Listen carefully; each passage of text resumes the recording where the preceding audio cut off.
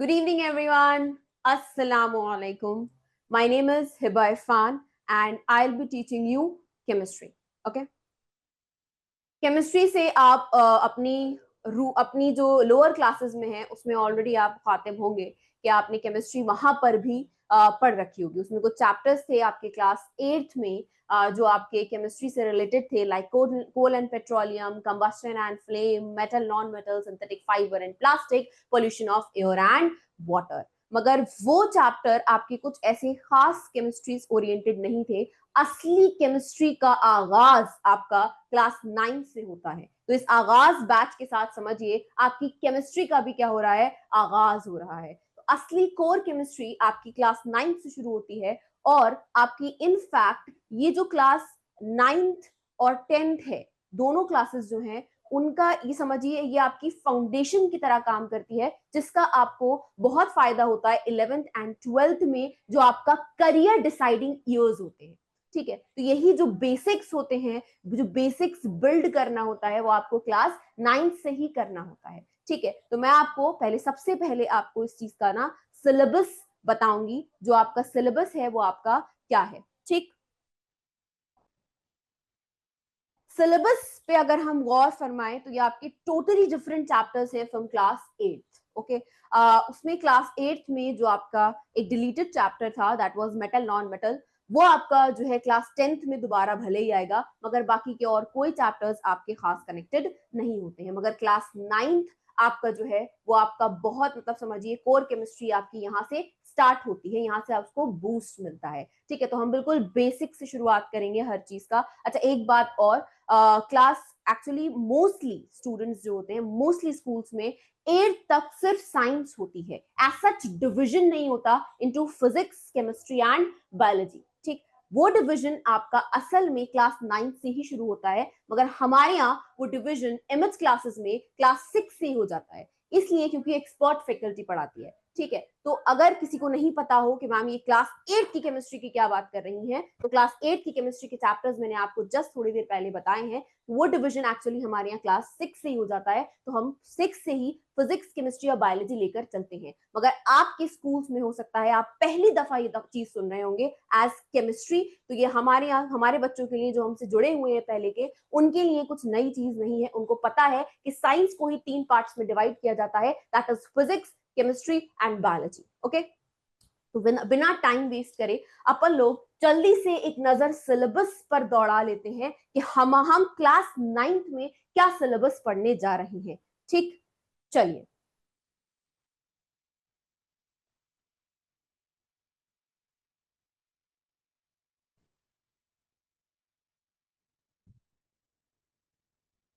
Okay, सबसे पहला chapter है हमारा मैटर इन आवर सराउंडिंग्स।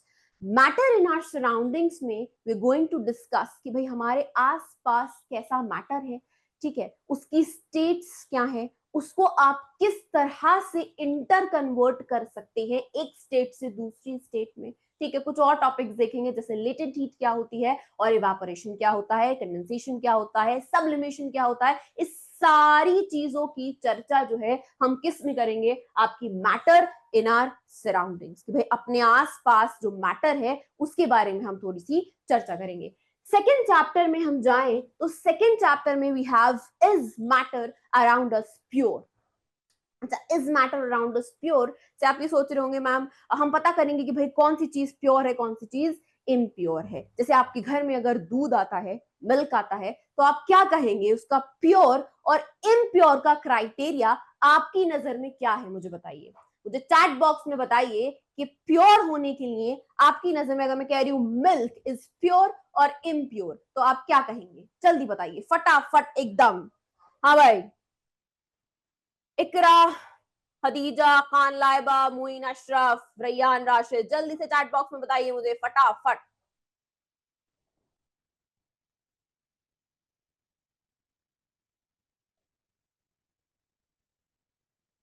क्या लगता है?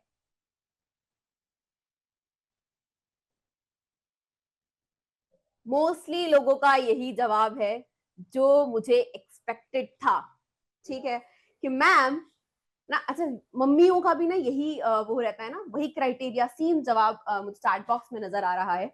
वो ये है कि मैम अगर मिल्क में पानी मिला दिया है तो इम्प्योर, ठीक है, और मिल्क में अगर पानी अलग से नहीं मिलाया है तो वो आपका क्या है, प्योर है। ठीक, यही है मोस्टली लोगों का सोच, है ना। या फिर एक और सोच भी आती है, अच्छा मलाई अगर मोटी वाली आई है तो वो प्योर, और अगर मलाई नहीं आई है यानी उसने ना कुछ गड़बड़ करी है ना।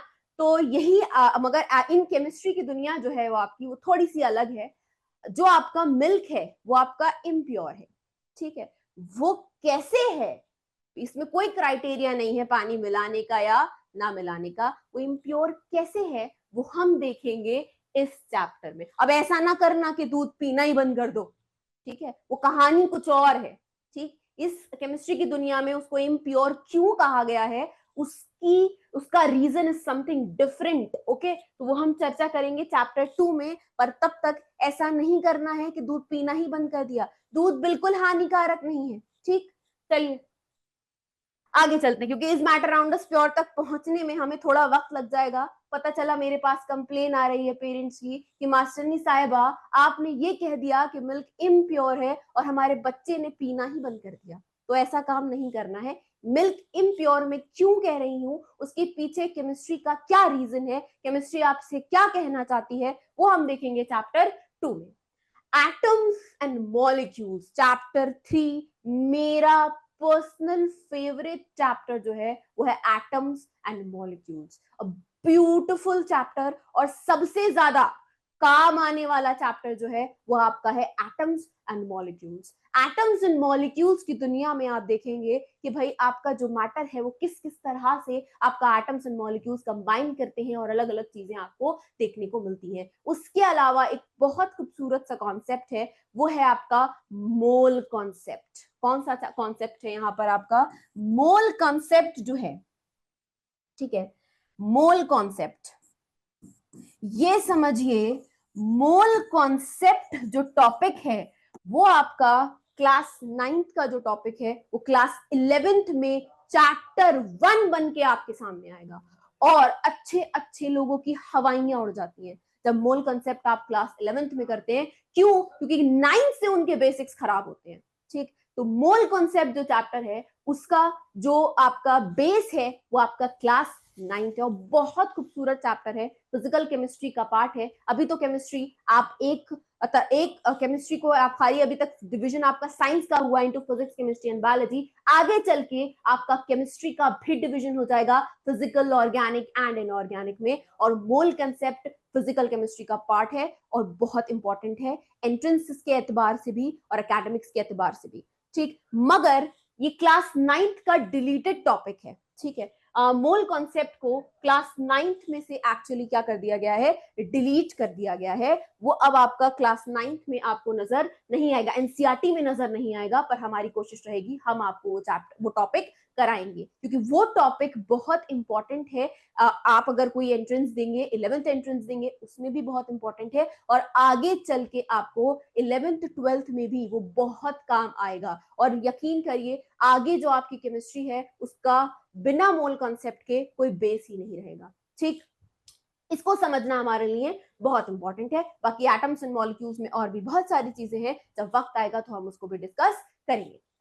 Next we have structure of atom. अच्छा, अब हमें पता चल जाएगा यहां तक, चैप्टर 3 तक अपन लोगों को एक बेसिक आइडिया हो जाएगा चीजों का। हमें एटम पता चल जाएगा, हमें मॉलिक्यूल पता चल जाएगा, कंपाउंड पता चल जाएगा, एलिमेंट पता चल जाएगा।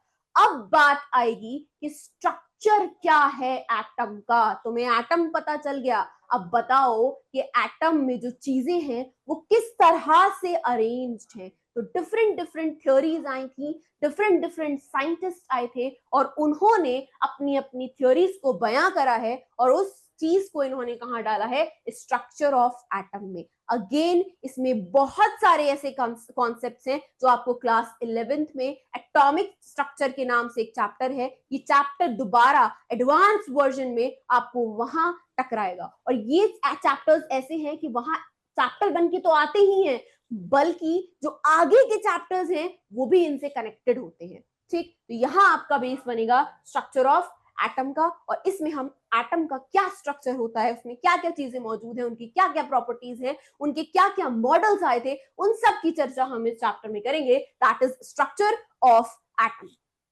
ठीक बच्चा लोग, आई होप आपको एकदम सिलेबस क्लियर हो गया होगा, एकदम क्रिस्टल क्लियर। तो मुझे चैट बॉक्स में जल्दी से यो टाइप कर दो, YOU। ठीक, जल्दी से। मैम बिल्कुल क्लियर हुआ है जो भी आपने बात बताई है। चैट बॉक्स में मुझे जल्दी से यो टाइप कर दीजिए अगर आपको सिलेबस बिल्कुल अंडरस्टूड है।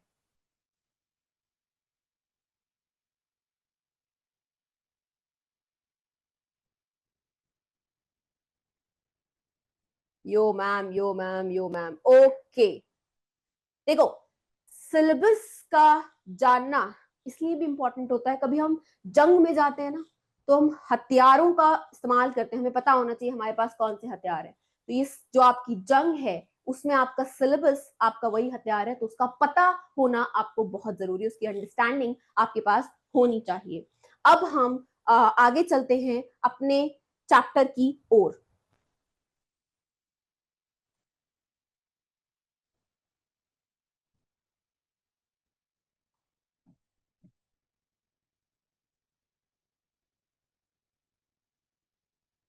रुकैया कह रही है मैम मोल मींस, बेटा मोल कॉन्सेप्ट समझाने में बहुत वक्त लगेगा, वो आपका जब वक्त आएगा तब हम उस चीज को समझाएंगे। यूनिट होती है वैसे, ठीक है, हम डिस्कस करेंगे उसको, टेंशन नहीं लेने का। ओके,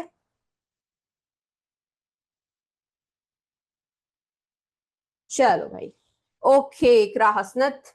चलिए, अब बिना समय व्यर्थ करे हुए, आपका वक्त जाया करे बिना, अपन लोग क्या डिस्कस कर लेते हैं, मैटर इन आर सराउंडिंग्स, हमारी क्लास 9th का chapter 1, that is matter in our surroundings. Okay, ऐसे खूबसूरत से चित्रकारी के साथ मैंने अपने चैप्टर का आगाज किया है।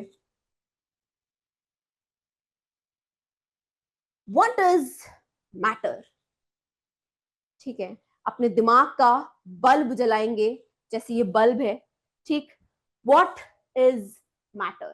किसी भी चीज के मैटर होने के लिए उसे दो कंडीशन सेटिस्फाई करनी है। वो दो कंडीशंस क्या हैं? It should occupy space and it should has मास। क्या कहना चाह रहा है? मैटर होने के लिए दो कंडीशन सेटिस्फाई होनी चाहिए। क्या? इट शुड हैव मास। ये कलम जरा सुंदर नहीं लग रहा इस पे। Should have mass,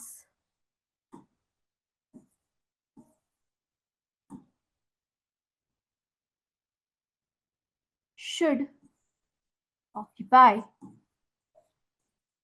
space.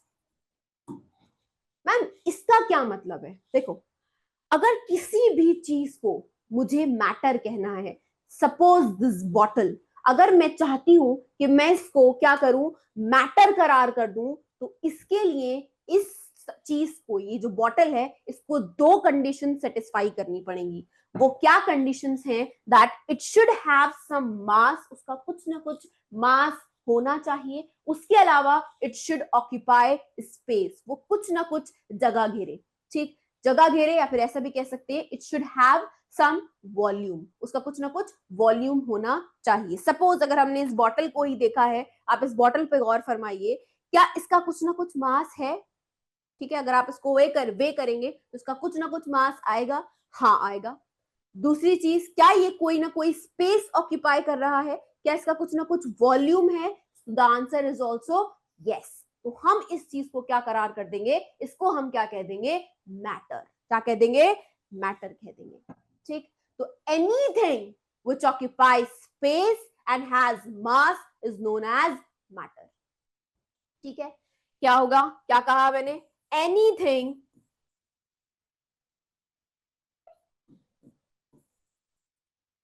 that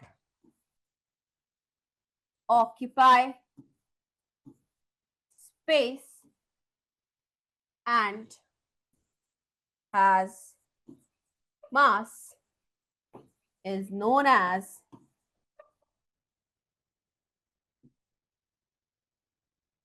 matter. ठीक, इस बॉटल के साथ साथ ये मेरा फोन है। ठीक, does it occupy space, does it has मास, तो ये भी आपका क्या होगा, मैटर होगा।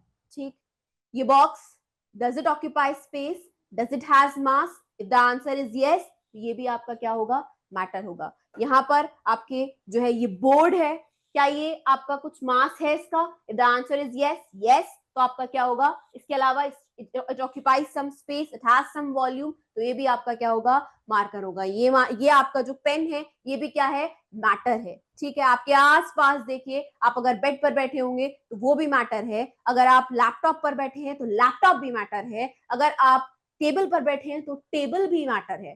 ठीक है, इनफैक्ट आप खुद भी क्या है, मैटर है। मास्टरनी साहिबा खुद क्या है, मैटर है। ठीक है, तो मैटर होने के लिए आपको सिर्फ दो चीजें सोचनी है, वो अगर आपका आंसर यस में जा रहा है तो उस चीज को आप तुरंत मैटर क्लासिफाई कर देंगे, तो तुरंत मैटर करार कर देंगे। ठीक, कि भाई क्या है, फला चीज का कुछ मास है, यस, फला चीज कुछ स्पेस ऑक्यूपाई कर रही है, यस, तो आपका वो चीज क्या कहलाएगी, मैटर कहलाएगी। अपने आसपास नजर दौड़ाइए, आपको मैटर ही मैटर नजर आएगा।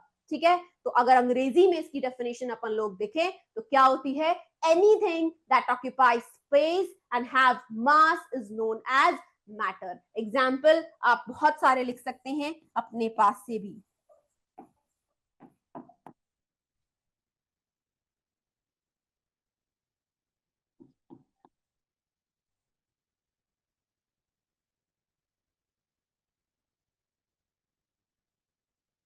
मैम ये तो मैटर हो गया, तो फिर वो कौन सी चीजें हैं जो मैटर नहीं होंगी।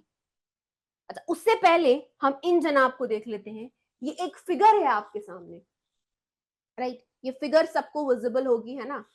इस फिगर में, ठीक है, ये लैपटॉप के साथ एक चचा बैठे हुए हैं। ठीक, उसके अलावा उनके आसपास क्या है, कॉफी है, डेस्क है आपका, ये सब चीजें इन चचा के आसपास आप देखिए, ये सब चीजें क्या है, मैटर है। ये चचा खुद भी मैटर है ना, इनका लैपटॉप भी मैटर है, इनका चश्मा भी मैटर है, ये बटरफ्लाई खूबसूरत सी जो इनके लैपटॉप पर बैठी हुई है वो भी मैटर है, ग्लासेस मैटर है, कंप्यूटर मैटर है, ये प्लांट मैटर है, क्लाउड्स मैटर है, ये हर चीज जो आपको इसमें दिख रही है वो आपकी क्या है, मैटर है। क्योंकि इसमें दिखने वाली हर चीज आपकी क्या करती है, इसका कुछ ना कुछ मास है, ये कुछ ना कुछ स्पेस ऑक्यूपाई करती है, तो हम उसको क्या कहेंगे, मैटर कहेंगे।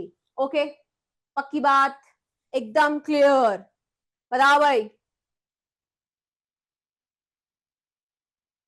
हाँ हाँ, हम डिस्कस करेंगे इकरा हसनत, कौन सी चीजें मैटर नहीं है, अभी वही टॉपिक आएगा, टेंशन नहीं लेने का। Okay Shams Qamar, yes Ruqaiya Ahmad.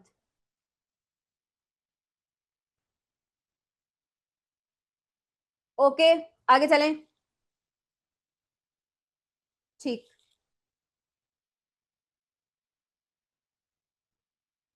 Now we are going to discuss things which are not matter. ऐसी कौन सी चीजें हैं जो मैटर नहीं है।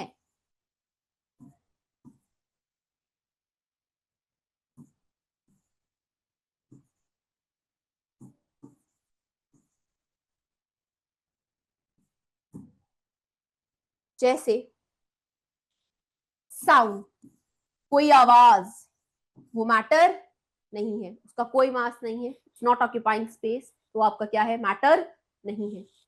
हीट मैटर नहीं है, लाइट मैटर नहीं है, किसी के कोई थॉट्स मैटर नहीं है, आप जो कुछ सोच रहे हैं अपने दिमाग में, अपने जहन में, तो वो जो आपके सोच है वो मैटर नहीं है, वो थॉट्स मैटर नहीं है, हीट मैटर नहीं है, लाइट मैटर नहीं है। इनके इम्पैक्ट्स नजर आपको आ सकते हैं, जैसे हीट का आपको इम्पैक्ट नजर आ जाएगा, आपको उसका असर नजर आ जाएगा, पर उसको मैटर करार नहीं कर सकते क्योंकि it does not have mass, it does not occupy space, उसको हम मैटर की कैटेगरी में नहीं डालेंगे।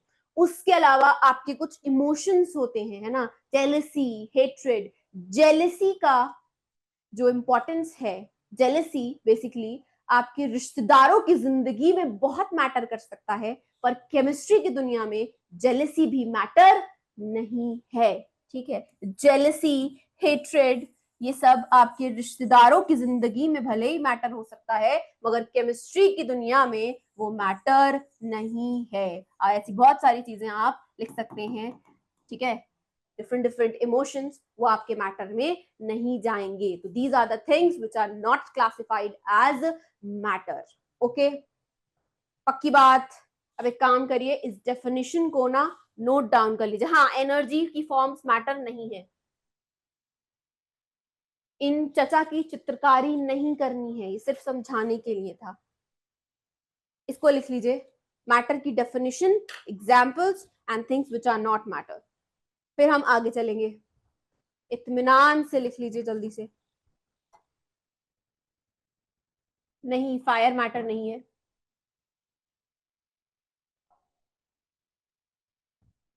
बेटा सन जो है वो आपका डिफरेंट डिफरेंट गैसेस से बना होता है। ठीक है, उसमें बहुत सारी गैसेस हैं, उसमें प्लाज्मा है, तो वो आपका सब मैटर में आएगा।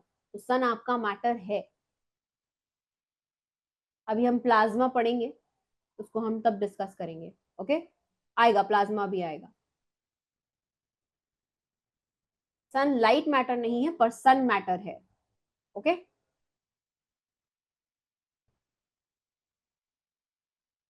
Done. I hope you have noted down.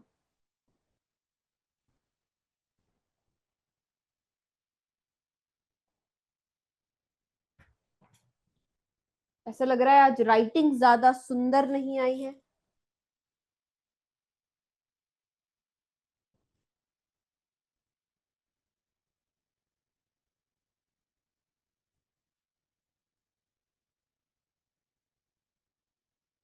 चलिए आगे चलते हैं। एक ने कहा है मैम आपके साथ के साथ लिख लेते हैं। तो एक बात समझिए, मैंने शायद स्टार्टिंग में मैंने बोला नहीं ये चीज। कोशिश करा करिए कि जब आपको समझाया जाए तो आपका पूरा फोकस क्लास में होना चाहिए। मैं मानती हूँ कि दो काम एक साथ नहीं हो सकते, या तो आप लिख सकते हैं या आप समझ सकते हैं। तो कोशिश करा करिए कि आप छपाई पर इतना जो है फोकस ना रहे, आपको छपाई करने का टाइम मिलेगा। ठीक है, तो ये बात समझिए कि लिखाई छपाई इज नॉट पढ़ाई। ठीक है, तो जब आपको समझाया जा रहा है तो अपना पूरा फोकस यहाँ फीड करने पर ध्यान दीजिए, कॉपी पर फीड हो जाएगा। ठीक है, नोट्स अपलोड भी हो जाएंगे, तो टेंशन ही नहीं है। ठीक है, तो जब आप समझ रहे हैं, जब आपको समझाया जाए तो आप अपना पूरा फोकस यहाँ रखिए। जब आप हम आपको टाइम देंगे लिखने का, तब आप लिखिए। ओके, चलिए। अब चमेली है, जैसे आपने अपनी एनसीईआरटीज में नाम सुना होगा, भूजो, पहेली। तो ये कौन है? उन्हीं की बहन चमेली। ठीक, चमेली का सवाल ये है, इज एयर मैटर? क्या एयर मैटर है? मुझे इसका जवाब चैट बॉक्स में चाहिए कि क्या एयर मैटर है। यस और no? Yes ma'am, yes ma'am. और लोग क्या कह रहे हैं बताइए जल्दी से। ठीक है, एयर आपका मैटर है, क्योंकि एयर आपका it occupies space and it has mass, it is basically a mixture of different gases. तो ये आपका क्या होगा? मैटर होगा। ठीक, तो एयर आपका मैटर है। ओके, एक सवाल है चैट बॉक्स में, मैम क्लाउड कैसे मैटर है? क्लाउड में बच्चों आपका क्लाउड होता क्या है? क्लाउड कुछ नहीं है, आपके कुछ ना कहीं आपके कंडेंस वाटर ड्रॉपलेट्स होती हैं। ठीक है, तो उन्हीं को हम वो क्लाउड्स की शक्ल ले लेते हैं। तो वो आपका किससे कंपोज है? उसमें कंडेंस ड्रॉपलेट्स हैं, पानी है, ठीक है, वाटर वेपर है, तो उसको हम क्या कहेंगे? मैटर ही तो कहेंगे। ठीक है, सन में आपकी गैसेस है, प्लाज्मा है, उसी से कंपोज ऑफ है, तो उसको हम क्या कहेंगे? मैटर कहेंगे। ठीक, तो हमारा क्या जवाब हुआ यहाँ पर कि भाई एयर मैटर है। तो यस, एयर मैटर है। Okay, next we have constituents of matter. ठीक, कंस्टिट्यूएंट्स ऑफ मैटर बोले तो मैटर में क्या क्या मौजूद है। ठीक है, मैटर में आपकी क्या क्या मैटर बेसिकली किससे बना हुआ है, तो मैटर किससे बना हुआ है, एटम्स एंड मॉलिक्यूल्स। अगर कॉन्स्टिट्यूएंट्स ऑफ मैटर की बात की जाए तो it's basically consist of atoms and molecules. तो अगर कॉन्स्टिट्यूएंट्स ऑफ मैटर की हम बात करेंगे कि मैटर आपका किससे कंपोज्ड ऑफ है, तो हमारा जवाब क्या होगा, एटम्स एंड मॉलिक्यूल्स। अब सवाल मन में आएगा, ma'am what is atom and what is a molecule. तो अब हमारी चर्चा उसी पर है कि एटम क्या होता है और मॉलिक्यूल क्या होता है। ठीक बच्चों, एक्चुअली पहले किसी जमाने में ये माना जाता था कि जो मैटर है वो आपका जो मैटर है वो आपका इनडिविजिबल है। मैटर इनडिविजिबल से मुराद ये है कि उनको ये लगता था कि मैटर को फर्दर तोड़ा नहीं जा सकता, मैटर एज अ होल है। फिर धीरे धीरे एडवांसमेंट्स आई, धीरे धीरे हमें चीजें पता चली, तो हमें ये पता चला कि नहीं, मैटर जो है वो आपका इनडिविजिबल है, यानी मैटर को आप फर्दर तोड़ सकते हैं। तो जब मैटर को आप, कोई भी मैटर होगा, सपोज मैंने क्या लिया, मैंने ये एप्पल ले लिया, ठीक, इस एप्पल को मैं तोड़ती जाऊं तोड़ती जाऊं तोड़ती जाऊं तोड़ती जाऊं तोड़ती जाऊं, तो एक वक्त ऐसा आएगा कि मुझे एक ऐसी यूनिट मिल जाएगी, वो आपकी क्या कहलाएगी, एटम कहलाएगी। यानी smallest unit of matter is known as atom. ठीक, एग्जाम्पल देखो, एक और थोड़ा आपका ना एवरीडे लाइफ एग्जाम्पल हम देखते हैं। आपने देखा होगा कभी दीवार बनानी है ना, दीवार, ठीक, जब भी आपको कोई दीवार बनानी होती, सबने देखी होगी बिना सीमेंट की हुई दीवार, उस दीवार को बनाने के लिए आपको क्या लगती है, एक एक ईंट रखते हैं, ईंट रखते हैं, लगाते हैं पैटर्न से, और फिर आपकी क्या तैयार हो जाती है, दीवार तैयार हो जाती है। उसी तरह से आपका क्या है, एटम है। ये जो ब्रिक है, समझिए इस ब्रिक का काम कौन कर रहा है, एटम कर रहा है, और ये जो पूरी चीज उसने बना दी वो मैटर है, यानी बेसिक बिल्डिंग ब्लॉक भी कह सकते हैं आप इसको, मैटर का। ठीक, कि भाई आपका ईट ईट ईट लगाकर ही दीवार बनी, वो एक सिंगल ईट आपकी समझिए मैटर का, एटम का काम कर रही है, और जो बन गया वो क्या है, मैटर है। It is a basic building block of matter also. Okay, और सबसे स्मॉलेस्ट यूनिट भी उसको हम कह सकते हैं कि smallest unit of matter is basically atom. क्या कह सकते हैं एटम को हम,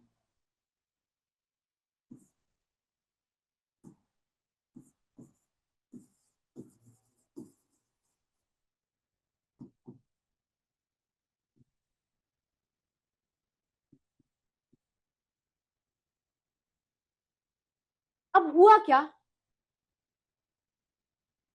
अब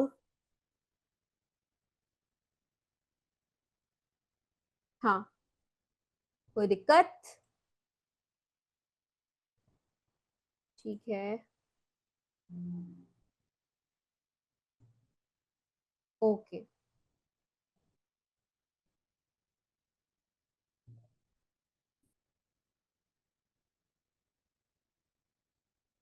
ठीक, हाँ। अब एटम के बारे में ना अगर एक खास बात बताऊं, एटम बहुत छोटा होता है, आपको ऐसे दिखेगा नहीं एटम, ठीक है, आप देख नहीं सकते एटम, एटम बहुत छोटा होता है, बहुत एडवांस माइक्रोस्कोप से आप उसको देख सकते हैं। एटम का कितना छोटा होता है मैं आपको बताती हूँ, अंदाजन, सबने ये अपने बाल देखे हुए हैं, कोई ऐसा तो नहीं है जिसने अपने बाल ना देखे हो, ठीक है, सबने अपने बाल देख रखे हैं। ये जो एक बाल है, सिंगल बाल, इसकी जो विड्थ है, विड्थ, इसकी जो मोटाई है,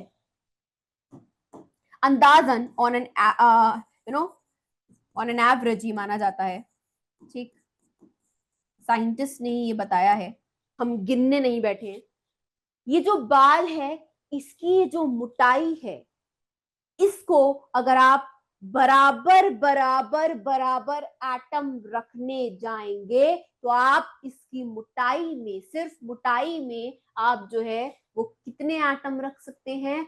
1 मिलियन एटम्स रख सकते हैं। ऐसे, वो भी ऐसे साइड साइड बराबर बराबर बराबर एडजेसेंट रखते हुए जाएंगे तो 1 मिलियन एटम्स आप रख सकते हैं। किस में? आपका ये जो लहराता हुआ बाल है उसकी मोटाई में। ठीक, किसी ने अगर अपना बाल ना देखा हो, कोई ऐसा इंसान हो, ठीक है, जिसने अपने बाल ना देखे हो, तो ये पेपर दिख रहा है, इस पेपर की ये जो मोटाई है, ठीक, इसमें लगभग 1 मिलियन एटम्स आ सकते हैं। ठीक है, अब आप सोचिए कि एटम कितना छोटा होगा। अच्छा, अब एक मन में सवाल मुझे आना तो चाहिए कि मैम आपने कहा हम भी मैटर हैं, ठीक, हमने बायो में पढ़ रखा है कि human body consist of cells. याद आ रहा है कुछ? पढ़ा है सेल चैप्टर? अरे बताओ भाई,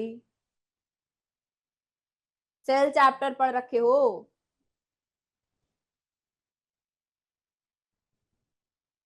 यस मैम, है ना? तो ये मन में सवाल आना चाहिए कि मैम हम हमें मैटर कहा जा रहा है और हमारा बेसिक बिल्डिंग ब्लॉक तो सेल को कहा जाता है, हाँ कि ना?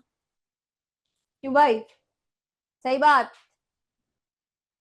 नहीं कह रही मैम, क्या एटम और सेल सेम है? नहीं, सेल भी मैटर में ही आएगा। सेल किससे बना है? फर्दर जाओ अंदर उसके, तो सेल भी एटम से बना है। आया? एटम से बना है सेल। पहले एटम है, एटम के डिफरेंट कॉम्बिनेशन से आपका सेल बनेगा, फिर आप बनेंगे। अगर पूछा जाएगा कि सबसे ज्यादा जो आपका जो बिल्कुल आपका बेसिक बिल्डिंग ब्लॉक है वो एटम ही है, ठीक है। वैसे मतलब आपका इन जनरल आप बायो में देखेंगे तो बेसिक बिल्डिंग ब्लॉक सेल को ही लगाना है, ठीक है, मगर वैसे आपका सेल भी किससे बना हुआ है? डिफरेंट डिफरेंट एटम्स के कॉम्बिनेशन से बना हुआ है, ठीक। दैट्स ऑल, बताया तो। एटम से एटम सेल नहीं है भाई, atom cell is not same thing. आपका जो सेल है वो एटम से बना है, समझ आई? सेल समझिए एक मैटर का काम कर रहा है, सेल भी मैटर है और वो आपका एटम से बना है, यानी atom atom atom atom atom की कॉम्बिनेशन से आपका क्या बन गया है? सेल बन गया है, एंड देन आप बने हैं, ठीक। चलिए, उसके अलावा अगर ब्रीफ में मैं आपको स्ट्रक्चर भी बता देती हूँ और थोड़ा पार्ट्स भी बता देती हूँ एटम के, कि एटम में क्या क्या मौजूद है। एटम की अगर हम बात करें तो एटम भाई साहब जो हैं, इनके 3 सब एटॉमिक पार्टिकल्स भी होते हैं। वो कौन कौन है? Electron, proton and neutron. पता है क्या माना जाता था? पहले तो ये माना गया कि जो आपका मैटर है उसी को नहीं तोड़ा जा सकता। फिर ये पता चला कि नहीं भाई, मैटर को तोड़ा जा सकता है, मैटर को तोड़ के आपको एटम मिल जाएगा। फिर एक जमाना आया, उनको लगता था कि एटम इंडिविजिबल है। ऐसी थ्योरीज भी आई थी कि भाई एटम के अब कोई पार्ट्स नहीं है, मगर फिर कुछ एडवांसमेंट्स आई और ये पता चला कि नहीं भाई, एटम की भी पार्ट्स हैं। वो पार्ट्स क्या है? एटम भी आपका डिविजिबल है और वो पार्ट्स क्या है? Electron, proton and neutron. यानी एटम में कौन कौन लोग मौजूद हैं? इलेक्ट्रॉन, प्रोटॉन एंड न्यूट्रॉन, ठीक। अब सवाल आया था कि भाई इनका अगर ये आपके पार्ट्स हैं तो ये किस तरह से अरेंज्ड है, इनका क्या आपका स्ट्रक्चर है, ठीक है। ऑल्दो इसका स्ट्रक्चर आप स्ट्रक्चर ऑफ एटम में पढ़ेंगे, मगर मैं आपको बहुत ब्रीफ में बता देती हूँ कि इसका स्ट्रक्चर में कैसा हाल होता है। यहाँ बीच में आपका एक न्यूक्लियस होता है और इस न्यूक्लियस में न्यूट्रॉन और प्रोटॉन मौजूद होते हैं, और ये आपके आउटर में क्या होते हैं? शेल्स होते हैं, और इन शेल्स में इलेक्ट्रॉन भाई साहब टहल रहे होते हैं, ठीक। तो ये आपका क्या है? आपका न्यूक्लियस है, और ये जो है वो आपके क्या है? शेल्स हैं। ये आपके शेल्स हैं, और शेल में कौन मौजूद है? शेल में कौन मौजूद है? इलेक्ट्रॉन मौजूद होते हैं। ठीक, तो सेंटर में आपका न्यूक्लियस होता है जिसमें न्यूट्रॉन प्रोटॉन मौजूद होते हैं। इनके इर्द गिर्द आपके कौन होते हैं, इलेक्ट्रॉन होते हैं, शेल्स में मौजूद होते हैं। ठीक है, तो इस सब के बारे में आप चैप्टर 4 में पढ़ेंगे। मैंने यहाँ इसको हल्का सा ब्रीफली इंट्रोड्यूस कर दिया है, बस इसकी टेंशन नहीं लेनी है। लंबी चर्चा होगी, कम से कम 10 लेक्चर्स में। तो हमारी जो कहानी चलेगी वो आपकी इन्हीं के इर्द गिर्द घूमेगी। वहां पे आपको पूरा कंप्लीट डिटेल एक्सप्लेनेशन मिल जाएगा। ओके, तो ये आपकी कुछ कहानी थी अबाउट एटम, और आपकी क्या है, अबाउट उसका स्ट्रक्चर कैसा है। इसके ऊपर भी चर्चा है कि इलेक्ट्रॉन, प्रोटॉन, न्यूट्रॉन क्या होते हैं, क्या प्रॉपर्टीज होती हैं, उन सबको भी हम डिस्कस करेंगे। पर थोड़ा सब्र रखना पड़ेगा, चैप्टर 3 एंड 4 में इसका डिस्कशन होगा फर्दर। ओके, तो अगर कुछ नोट करना है तो कर लो। ठीक है, फिर मॉलिक्यूल देखते हैं क्या होता है। पहले इसको लिखो और फिर मॉलिक्यूल देख लेते हैं अपन लोग कि मॉलिक्यूल क्या होता है। ओके, क्या सबने नोट डाउन कर लिया है? अगर नोट डाउन कर लिया है तो जल्दी से चैट बॉक्स में यो टाइप कर दीजिए फटाफट। Okay, it's done, fine. चलिए आगे चलते हैं।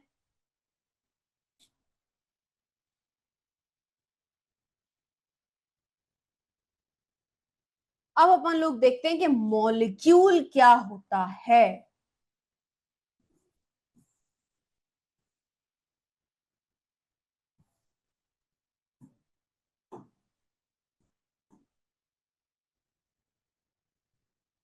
Molecule is basically a group of atoms chemically combined.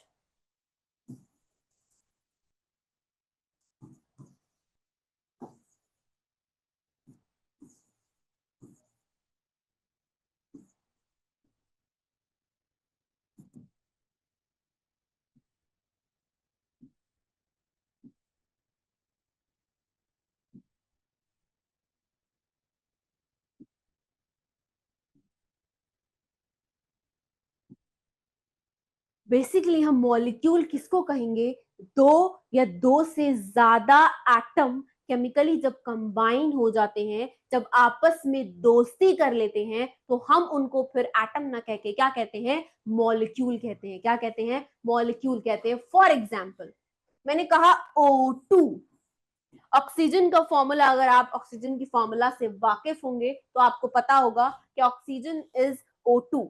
अब जब तक ये O था, तब तक ये सिंगल प्राणी था, सिंगल आदमी था, सिंगल बंदा था, तब तक ये एटम था। जहां इसने दूसरे ऑक्सीजन के साथ दोस्ती कर ली, अब ये आपका क्या कहलाएगा, मॉलिक्यूल कहलाएगा। ठीक है, इनके बीच में बॉन्डिंग हो जाती है। बॉन्डिंग आप जो है हायर क्लासेस में पढ़ेंगे किस तरह से बॉन्डिंग होती है और क्यों बॉन्डिंग होती है। थोड़ा बहुत ब्रीफ आइडिया किस तरह से और क्यों होती है, वो चीज हम जो है नेक्स्ट चैप्टर्स में देखेंगे। मैं थोड़ा बहुत आपको एक्सप्लेन कर दूंगी atoms and molecules and structure of atom में। मगर बाकी आप जो आप सही से उसको देखेंगे बॉन्डिंग को, तो वो आप हायर स्टैंडर्ड्स में देखेंगे। मगर फिर भी मैं पूरी कोशिश करूंगी कि आपको 2-3 तरह की बॉन्डिंग बता दी जाए, ionic bonding and covalent bonding, तो वो आपको चैप्टर 3-4 में मिलेगी। मगर अभी के लिए क्या होता है कि इनकी जो ये आपका ऑक्सीजन है, जब तक ये सिंगल आदमी था, ये आपका एटम कहलाएगा। और जैसे ही इसने दूसरे ऑक्सीजन के साथ दोस्ती कर ली, बॉन्डिंग कर ली, तो अब ये आपके O2 की फॉर्म में क्या कहलाएंगे, मॉलिक्यूल कहलाएगा। आया पक्की बात?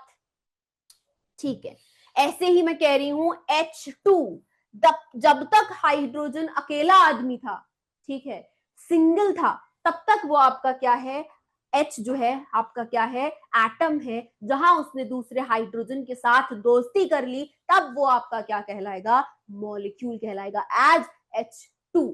ठीक, same case with Cl2, chlorine, Cl is chlorine. Okay, तो ये आपके सब क्या कहलाएंगे, आपके मॉलिक्यूल कहलाएंगे। एक या एक से दो या दो से ज्यादा एटम्स का समूह जो उन्होंने आपस में बॉन्डिंग कर रखी हो, दोस्ती कर रखी हो, उसको हम क्या कहेंगे, बेसिकली मॉलिक्यूल कहेंगे। क्या कहेंगे, मॉलिक्यूल कहेंगे। ठीक, अब आपने देखा होगा H2O, H2O ये क्या है आपका, ये भी कैसा है, आपका मॉलिक्यूल है। H आपका एटम है, ओ आपका क्या है, एटम है, 2 H और 1 O ने आपस में दोस्ती कर ली तो आपका क्या कहलाएगा वो, अब एटम ना कहला के क्या कहलाएगा, मॉलिक्यूल कहलाएगा। और इस मॉलिक्यूल में कौन कौन एटम मौजूद है, 2 हाइड्रोजन के एटम है और 1 ऑक्सीजन का एटम है, और कंबाइंड फॉर्म में हम इसको क्या कह रहे हैं, मॉलिक्यूल कह रहे हैं। ठीक, same case with CO2, carbon dioxide का फॉर्मूला, कार्बन डाइऑक्साइड का मॉलिक्यूल CO2। ठीक, C आपका क्या है, कार्बन है, O आपका ऑक्सीजन है। ठीक, तो कार्बन ऑक्सीजन ने दोस्ती कर ली तो हम क्या कह देंगे इसको, अब मॉलिक्यूल कह देंगे। और हम ये कहेंगे कि CO2 में कौन कौन लोग मौजूद हैं, 1 कार्बन का एटम है और 2 ऑक्सीजन के एटम है, मिलके दोस्ती कर ली, कार्बन डाइऑक्साइड बन गया, और कार्बन डाइऑक्साइड आपका क्या कहलाएगा, आपका ये CO2 क्या कहलाएगा, मॉलिक्यूल कहलाएगा। आया पक्की बात। Same case with NH3, ammonia. ठीक है, NH3 आपका मॉलिक्यूल है, N नाइट्रोजन H हाइड्रोजन, दोस्ती कर ली, मॉलिक्यूल कहलाएगा। 1 नाइट्रोजन और आपके कितने हैं इसमें, 3 हाइड्रोजन, तो 1 नाइट्रोजन का एटम है और 3 हाइड्रोजन के एटम हैं, तो आपका कंबाइंड स्टेट में वो क्या कहलाएगा, मॉलिक्यूल कहलाएगा। आई बात, इतनी बात क्लियर है कि नहीं, जल्दी बताओ, बताओ बच्चा लोग।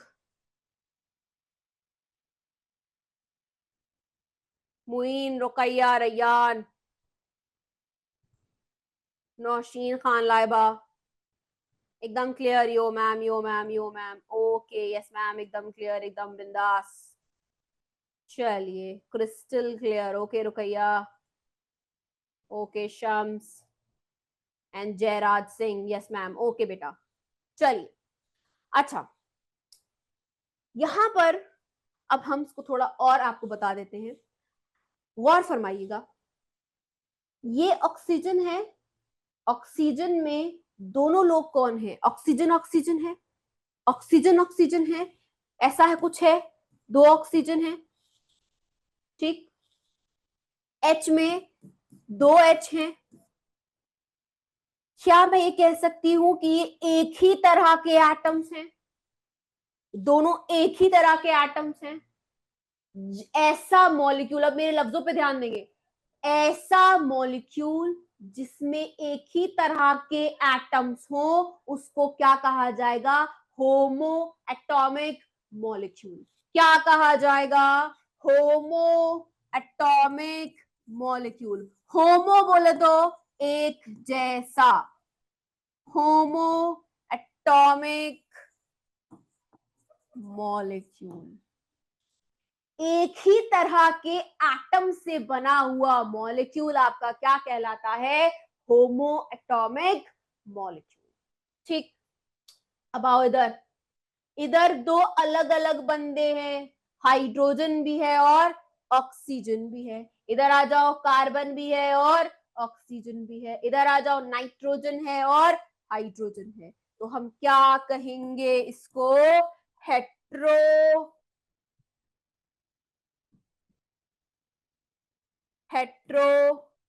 एटॉमिक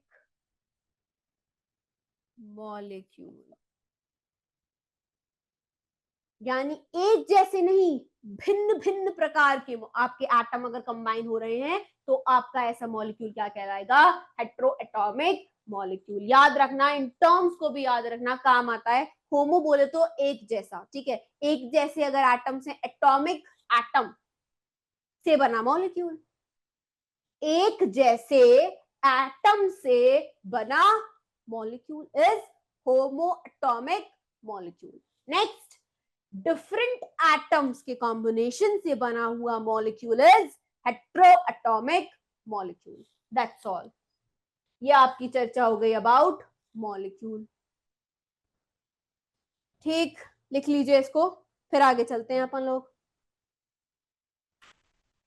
चलिए भाई, आगे चलते हैं, अपनी चर्चा को आगे बढ़ाया जाए। अब बात आई क्लासिफिकेशन की। ठीक है, हम क्लासिफिकेशन कैसे करेंगे मैटर का। तो सबसे पहले अर्ली इंडियन फिलोसोफर्स आए, और उन्होंने मैटर को क्लासिफाई किया in the form of 5 basic elements, और उन्होंने उसको कहा पंच तत्व।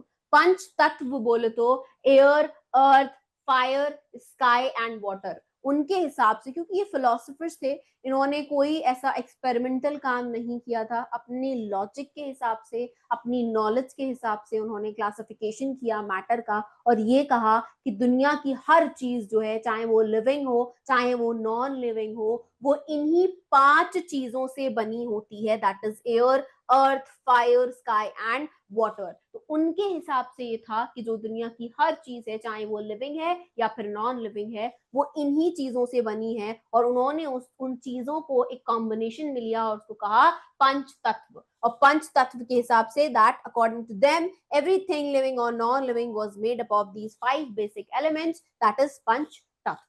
मगर ऐसा जब आपकी और थोड़ी समझ आई तो आपका मॉडर्न क्लासिफिकेशन आया, मॉडर्न साइंटिस्ट आए और उन्होंने क्लासिफिकेशन ऑफ मैटर किस तरह से करा है, आइए वो देखते हैं।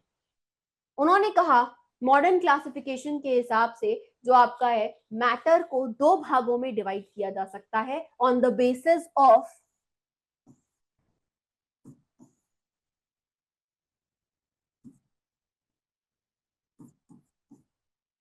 physical properties, on the basis of physical। अब मुझे समझ में आया मेरी राइटिंग सुंदर क्यों नहीं आ रही थी।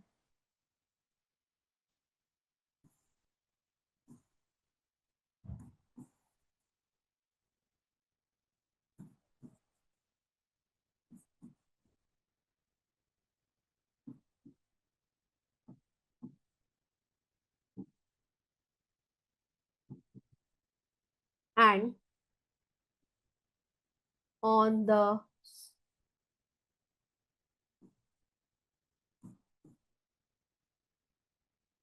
basis of chemical properties, on the basis of physical properties, उन्होंने जो क्लासिफिकेशन किया मैटर का, that was on the basis of physical properties and on the basis of chemical properties। ठीक है, फिजिकल प्रॉपर्टीज के आधार पे उन्होंने क्या कहा कि matter can be classified into solid, liquid,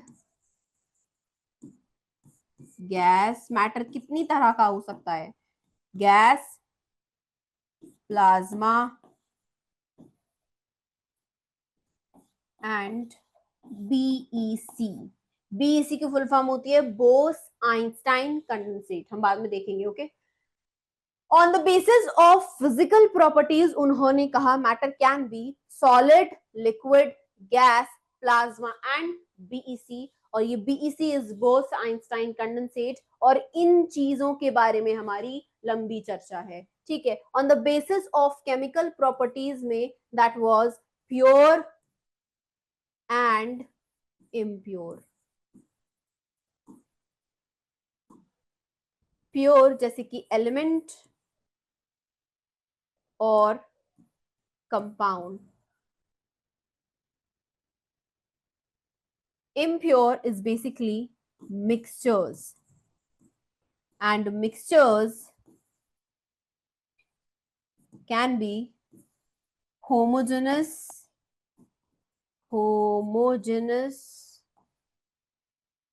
or heterogeneous।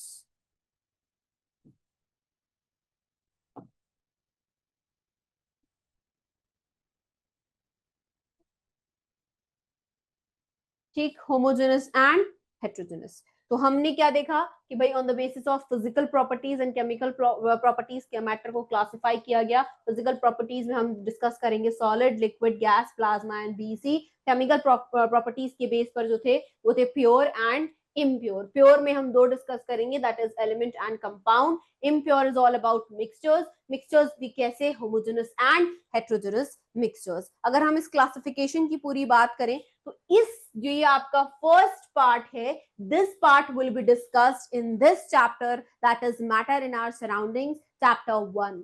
मगर जो ये वाला पार्ट है आपका, ये सेकेंड पार्ट जो है on the basis of chemical properties pure and impure, that will be discussed in chapter 2 is matter around us pure में हम इसके बारे में चर्चा करेंगे। पर इस चैप्टर में हम जो चर्चा हमारी रहेगी वो सिर्फ इनके इर्द गिर्द घूमेगी, ठीक है, और इसको हम इन डिटेल डिस्कस करेंगे और उसको भी इन डिटेल डिस्कस करेंगे। This will be discussed in this chapter, chapter 1, and that will be discussed in chapter 2। ठीक, तो इसको आप चाहें तो नोट कर सकते हैं। अच्छा, इसको भी नोट करना होगा, ठीक है, पहले इसको नोट कर लो फिर इसको कर लेना। Note down please. फिर आगे चलते हैं। Homogeneous mixture and heterogeneous mixture, ठीक है, लास्ट में ये लिखा है होमोजेनस मिक्सचर और ये वाला है हमारा हेट्रोजेनस मिक्सचर, ठीक है। चल आगे चलते हैं। Characteristics of particles of matter, जो आपके पार्टिकल्स ऑफ मैटर हैं उनके क्या कैरेक्टरिस्टिक्स हैं, उनकी क्या खुसूसियात हैं, हम वो डिस्कस करेंगे। सबसे पहला है particles of matter have spaces between them, यानी जो मैटर है जिससे मैटर बना हुआ है, वो जो पार्टिकल्स हैं, particles basically atoms and molecules, उनके बीच में क्या है, स्पेसेस है, थोड़ी सी जगह होती है, ठीक है, वो जगह वेरी करती रहेगी मैटर टू मैटर, मगर स्पेसेस होती हैं, यानी मैटर जो है उसके जो पार्टिकल्स हैं उनके बीच में क्या है, आपकी जगह होती है, यानी एक पार्टिकल है फिर दूसरा पार्टिकल है तो उसके बीच में कुछ ना कुछ स्पेस होगी। उसके अलावा next we have particles of matter are constantly moving, जो आपका मैटर है उसके जो पार्टिकल्स हैं वो हर वक्त क्या कर रहे होते हैं, मूव कर रहे होते हैं। नेक्स्ट वी हैव, अच्छा हाँ, मूवमेंट में भी डिफरेंट होता है, ठीक है, डिफर करेगा आपका, बल्कि हम डिस्कस भी करेंगे इस चीज को कि किस में मूवमेंट ज्यादा होता है किस में कम होता है। सॉलिड में जैसे जो आपके सॉलिड चीजें होती हैं, सॉलिड के जो टाइप का जो मैटर होता है उसमें पार्टिकल्स का बहुत ज्यादा मूवमेंट नहीं होता क्योंकि स्पेस बहुत कम होती है, तो सिर्फ अपनी जगह पे ऐसे ऐसे ऐसे ऐसे वाइब्रेट कर रहे होते हैं, ठीक है, मगर मूवमेंट होता है। उसके अलावा particles of matter are very very small, जो पार्टिकल्स ऑफ मैटर हैं वो बहुत बहुत छोटे होते हैं, बहुत ज्यादा छोटे होते हैं, आपको माइक्रोस्कोप से, एडवांस माइक्रोस्कोप से उसको देखना पड़ेगा। Next we have particles of matter attract each other, जो आपका मैटर है उसके जो पार्टिकल्स हैं वो एक दूसरे को अट्रैक्ट कर रहे होते हैं, अट्रैक्ट ना कर रहे होते तो फिर वो आपका मैटर बन ही ना पाता, ठीक है। अब वो फोर्स ऑफ अट्रैक्शन, उसको हम कहेंगे फोर्स ऑफ अट्रैक्शन, वो फोर्स ऑफ अट्रैक्शन भी आपका वेरी करता है मैटर टू मैटर। इन चीजों को, इन प्रॉपर्टीज को, इन कैरेक्टरिस्टिक्स को हम बिल्कुल इन डिटेल डिस्कस करेंगे अपनी आने वाली क्लासेस में। इन चारों कैरेक्टरिस्टिक्स पे हमने आपकी एनसीईआरटी में ना एक्टिविटीज हैं। एनसीईआरटी से मुझे एक बात याद आई, अक्सर हम एनसीईआरटी को निग्लेक्ट कर देते हैं।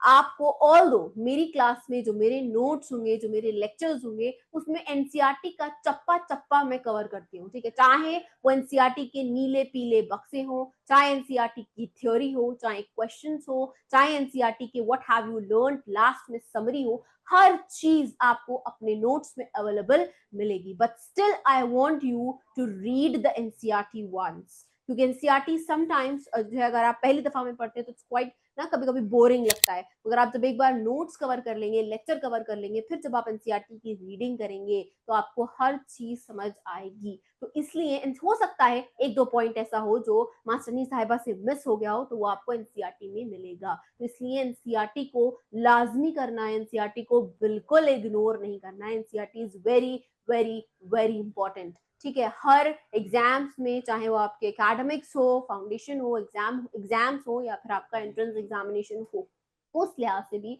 एनसीईआरटी बहुत इंपॉर्टेंट है। एनसीईआरटी के बाद NCERT exemplar, that is also very important. कोशिश रहेगी कि एनसीईआरटी एग्जाम्पलर के भी मोस्ट ऑफ द क्वेश्चंस मैं आपको क्लास में ही करा दूं, ठीक है, क्योंकि मेरी पढ़ाने के तरीके में एक चीज है, मैं बच्चों पर एतबार नहीं करती।